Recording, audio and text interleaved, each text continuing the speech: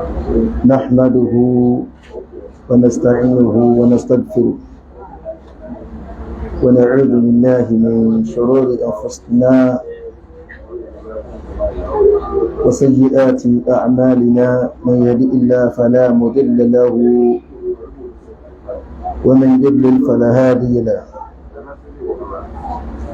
وأشهد أن لا إله إلا الله وحده لا شريك له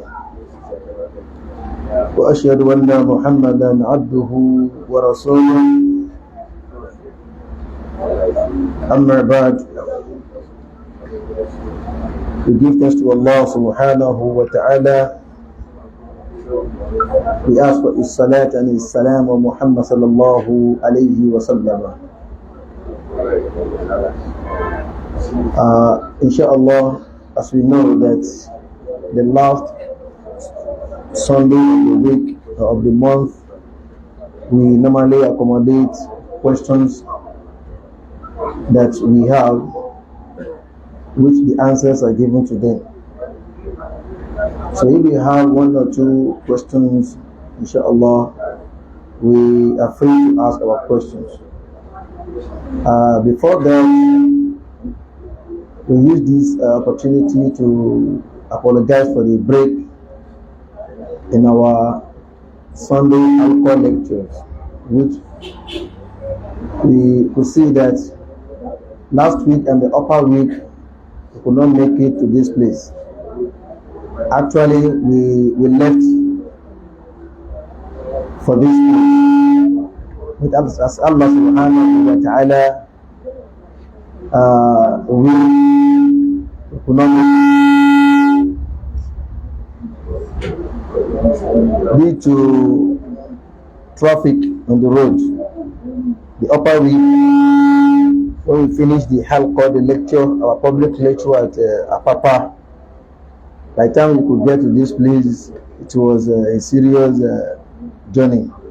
So we had to go back to the house. The same thing happened last week. So it is not that there's no constancy and no punctuality in our lecture. No, it's just as Allah subhanahu wa ta'ala with that.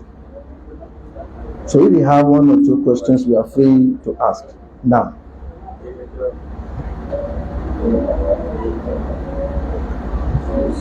Wa alaikum salam. Yes. My question is regards to the prayer. Some scholars say that if you miss a prayer deliberately, like you are doing something and you start the prayer and you refuse to stop and come for the prayer up to when they finish the prayer, then somebody has become a kafir. Now, some of the scholars say that it's when the time of the prayer actually elapses. I mean, from the beginning of the time to the end, not actually the Jama. Because some of the time, if you miss the journey, you come to the mosque, you still see some. We should know that the issue of salat, the 5 daily prayers, is not what we play with. It is one of the fundamentals in Islam. In fact, it is one of the pillars of Islam. If the salat is not in one's Islam, then that means that Islam is not standing. And what is not standing will fall. Muhammad sallallahu alayhi wa sallam said, Bunya al-Islam ala khamsin. Islam is built upon 5 pillars. And one of them is wa iqamus salat, the observance of salat. Allah subhanahu wa ta'ala says, Inna salata kanati ala al-mu'minin kitaba mawquta.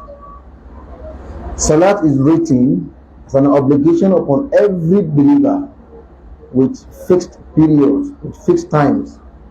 Muhammad sallallahu alayhi wa sallam said, Al-ahadu baynana wa bayna al-mushrikeen as-salat.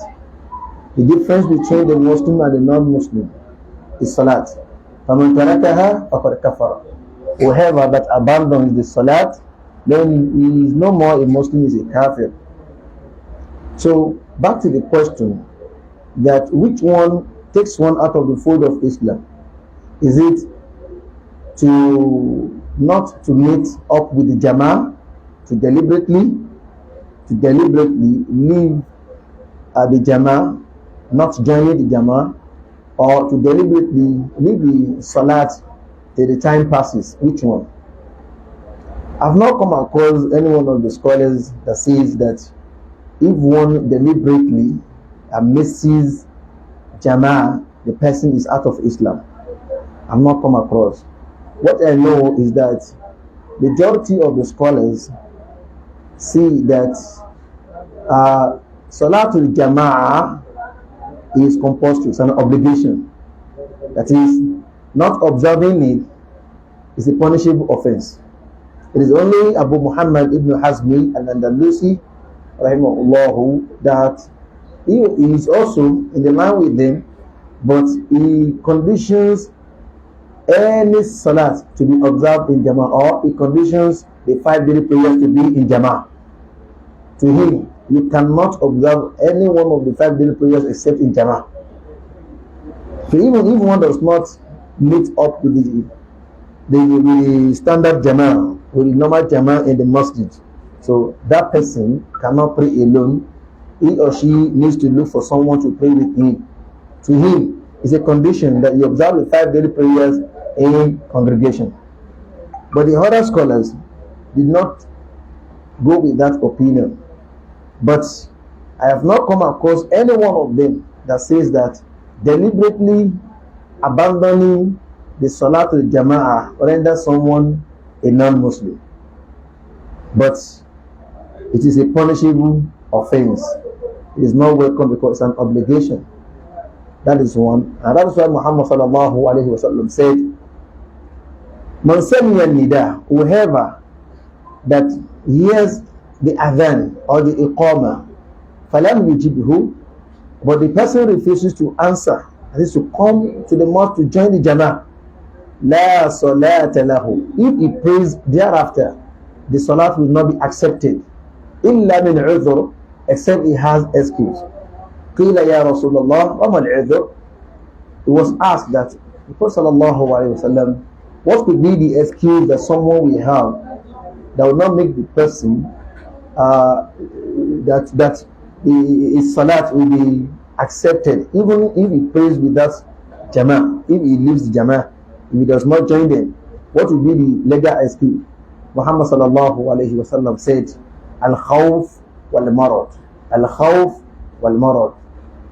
If one is fearful of someone, like someone that has a huge money on him, on his neck as a debt, and is afraid that if he comes to the mosque, the owner of the money will meet him, the salat that he purposely leaves house for, he won't be able to pray, to join them to pray in Jama'ah, because the person will drag him to the authority.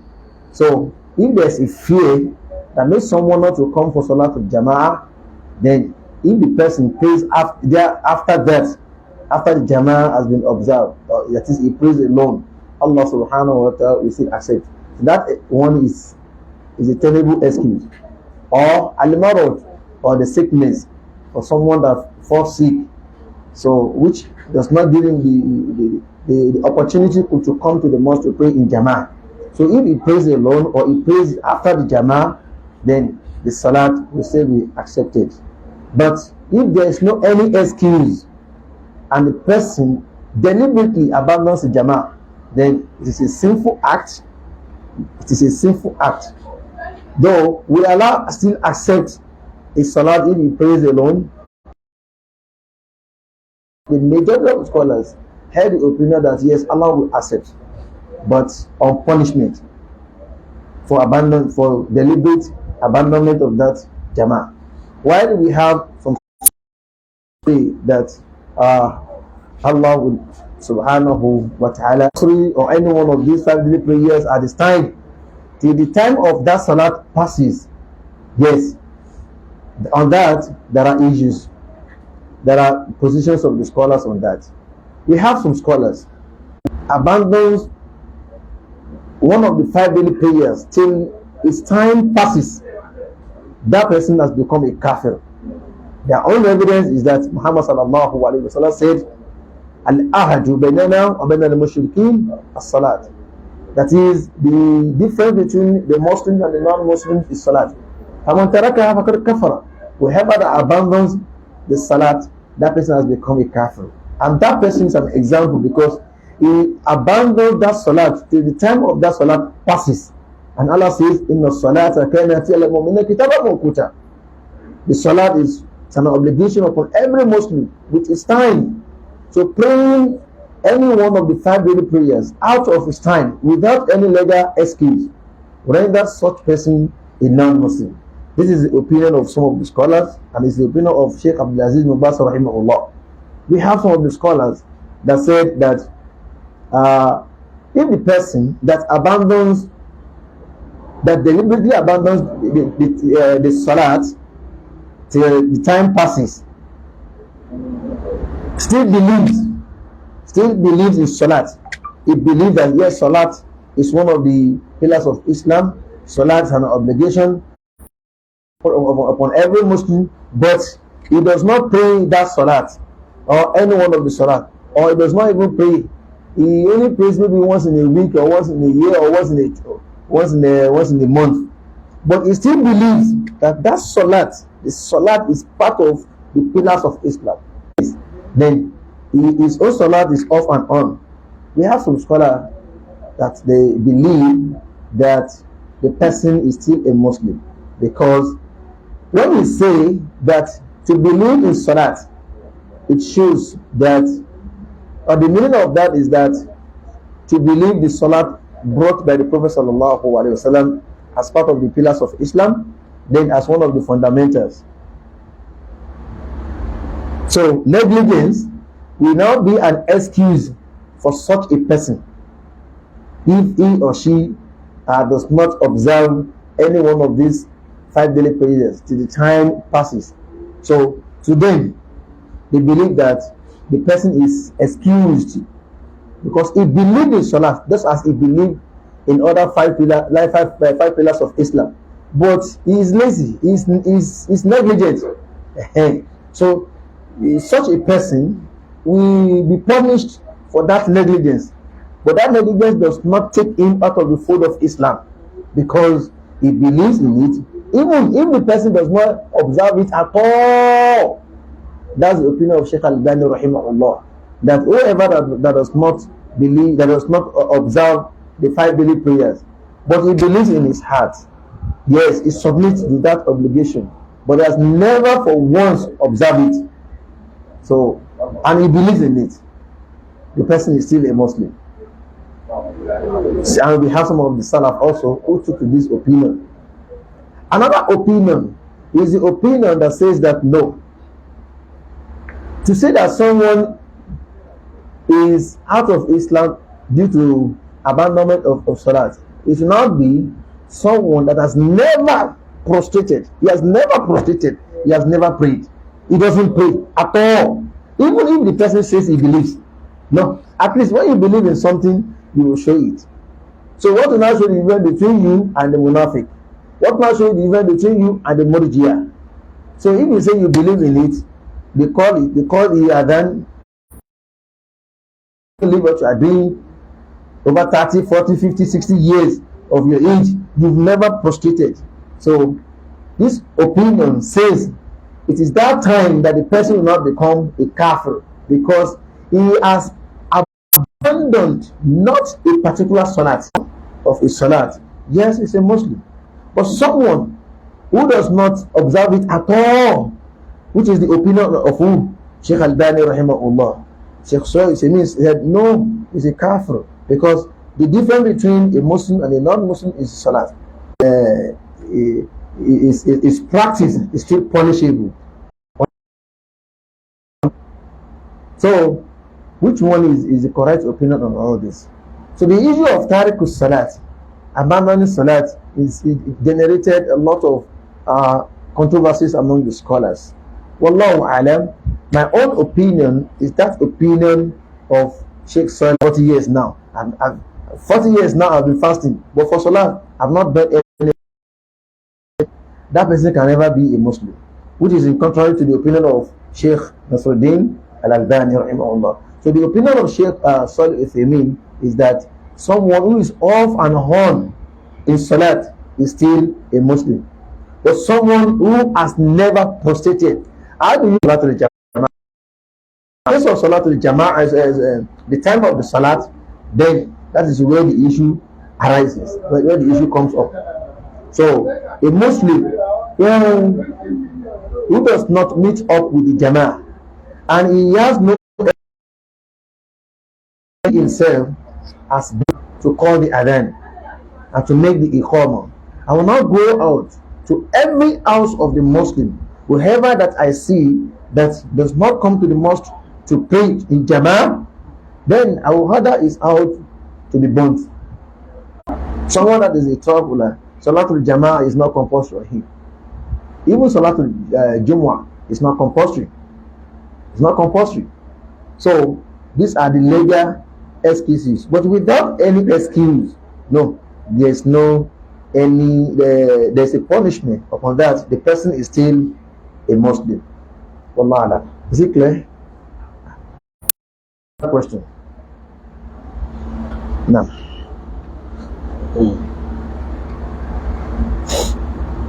This question is still on the Salah and is the validity of the Salah. People that come to the mosque, sometimes you find people standing beside each other, whereas they are not joining. What is the ruling on such?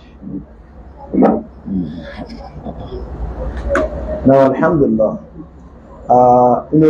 Al-Jama'ah congregation has ablution. Then after your ablution, heading to the mosque. When you do ablution in the mosque, then heading to inside the mosque. So your 27 rewards start from there. So that is why we have the rules and regulations on that. If one does not follow the rules of Salatul Jama'ah, then that person may not have the reward in full, or sometimes he may not even get any reward at all. Sometimes it may even require that the person will repeat the salat. The Imam. You don't stand behind the Imam. So, right side of the Imam.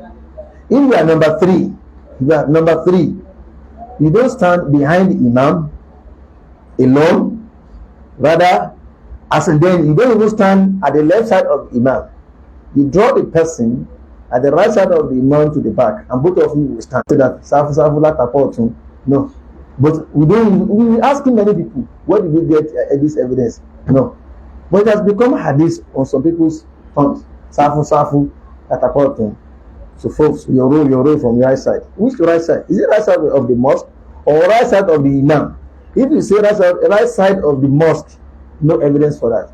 But if it's right side of the Imam, there's evidence. And in fact, that is even the basis of rule and arrangement in Salat. Now, so the more people come in, the more we arrange people like that until the mosque is full. It's filled up. When the mosque is filled up, then people will take sufuf outside the mosque. So, if one roll of sufuf is not complete, it is not allowed in Sharia to start another one. It is not allowed. No any excuse. If one is sick, that the family affect you, stay at home. Stay at home. If one is sick, that if there is no light in the mosque, the heat will affect him. There is no looking for roadside of the window to stand. When the safu has not reached there, stay at home. And Islam is so simple. It's so simple. So if one is sick, that you cannot join the role the way and manner that you should be joined, then you stay at home. You are given the excuse, and Allah will give you the reward of your salah. In fact, the reward of Jama'ah, Allah will still give you, because your own abandonment of Jama'ah is not deliberate. It is due to your condition. So, but for someone to stand alone behind the safu, behind the row. When the row has not been completed, then is salat is debatable among the scholars. We have some scholars that they have the opinion that that person does not have salat. They held on to the direct statement of Muhammad sallallahu alaihi wasallam, where he said that whoever that prays behind the row, behind the safu, when the previous one has not been completed, then that person has no salat. So this set of scholars, they held to that apparent meaning of that hadith. So then whoever that prays alone, when the safu is not yet completed, then we still repeat it. We have the other, it's a masjid. Now, the outside where you put mats, that land, does it belong to the masjid, or we just make use of the opportunity that if the mosque is full to the capacity, we can still make use of it to be the masjid, even though the remaining part of the land also belongs to the mosque. That is, someone that gives a plot of land as a masjid, but the managers of this mosque, due to maybe finances or any reason, they divided the land, that plot of land, into two. But the half of it to them is used to be the real masjid. The remaining one is still the land of the masjid. That means the ruling given to the masjid inside the masjid will be different from the ruling given to the remaining part of the land. This is the case of the haram. The land of haram is wider than where the masjid occupies now. The land of haram extends to the Arafah. But we have hotels around the masjid. We have the hotels. So those hotels are still part of the land of the haram. But the managers, those who are managing the haramain, who are managing the masjid, they've not extended the masjid to certain places. So we will relate with the masjid and the outside, the remaining land of the haram, according to the intention of the managers. And that is why it is allowed to build hotels. So very soon some hotels will still be destroyed.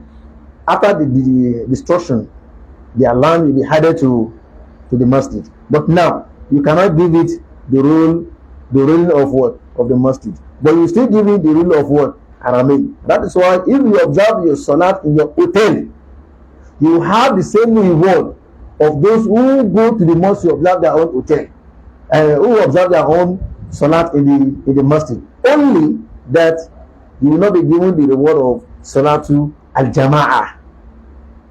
You get it now? Someone that observes 2 rakats of nafila in the masjid, we have the same reward with someone that observes 2 rakats of nafila in his hotel, because all of you, well, both of you, observe the salat on the land of haram, and haram extends to that place. But if he observe his own in the masjid, in jama'ah in the masjid, he will have that reward of the masjid.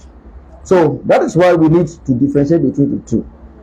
If this place, the outside of this masjid, is regarded to be part of the masjid, it depends on the intention of the managers and the rule. Those who manage this waqf, it is a waqf. Every masjid belongs to Allah. It's a public endowment. It's Allah's property. It is nobody's property. It's Allah's property. But we have the managers, those who will be managing the affairs of the mosque. They are the one to tell us where the masjid starts, and how do we manage some things in the masjid. So if that place is just an ordinary extension, it does not belong to the mosque, then that means one is not allowed to observe the salat if the mosque is filled to the capacity. It's not being continuity to the sufuf. But someone that wakes up around 9 a.m. in the morning, maybe he wakes up in the morning around 9, then he comes to the mosque is open, deliberately he feels that, okay, let me observe it here. You will not have the reward of Salatul Jama'ah. One another, leaving spaces that can contain 2 or 3 people. That is not. So if you want to make rows, sufu, there's not a sufu. Yes, your shoulder will touch, your body will touch, your leg will touch, but they will make separations. So this is not allowed. Not to talk of standing alone while the safu is not completed. Sometimes when I came late like that, I would discover that some people already to them they join the Jama. While the mosque, about 2-3 lines in the mosque is still are still empty. Subhanallah.